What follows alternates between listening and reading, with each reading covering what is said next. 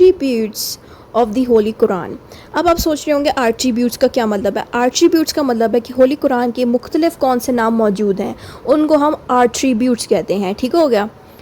Attributes کے اندر آپ لکھیں گے کہ جو قرآن ہے اس کے تقریباً 55 نام ہیں.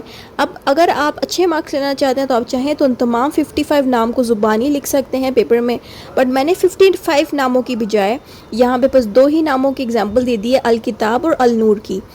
آپ چاہیں تو 55 بھی دے سکتے ہیں. اگر 55 یاد نہیں رہتی تو آپ 55 میں سے کوئی 2 ڈال دیں, جیسے کہ میں نے الکتاب اور النور لکھ دی کیونکہ یہ آسان تھی.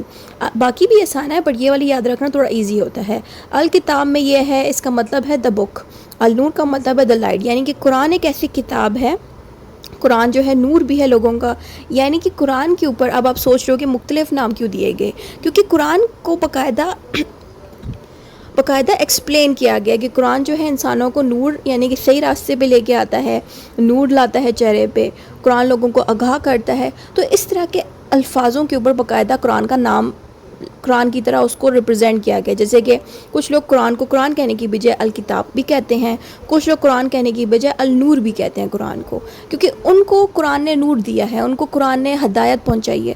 تو وہ قرآن کا احترام کرنے کے لیے قرآن کے لیے اتنے خوبصورت الفاظ ڈالے گئے ہیں. ٹھیک ہے, تو اس طرح کے الفاظ آپ دے سکتے ہیں. آپ چاہیں تو 55 یاد رکھ لیں. میں نے جو پیپر دیا تھا نا اس کا تو میں نے 55 ہی لکھے تھے, تو میرے کافی اچھے مارکس آئے تھے. تو آپ چاہیں تو آپ بھی 55 ایز اٹ از یاد کر لیں, اور نیٹ پہ بھی آپ کو یہ 55 نیمز مل جائیں گے. ٹھیک ہے, میں نے صرف 2 ہی دیے ہیں کیونکہ میں جب بھی میں ہمیشہ نوٹس میں زیادہ چیزیں ڈالتی ہوں تو اسٹوڈنٹس اعتراض کرتے ہیں کہ میم یہ سب تو ہمیں نیٹ پہ مل جائے گا, آپ بس ٹو دا پوائنٹ جو آسان ترین چیز یاد ہو سکے وہ لکھ دیا کریں. اس لیے میں نے صرف بتا دیا کہ آپ 55 نیم کا مینشن کر دیں, اس میں سے چاہیں تو 2-3 جتنے بھی نام آپ کو یاد رہ سکے آپ لکھ دیں پیپر میں. ٹھیک ہے,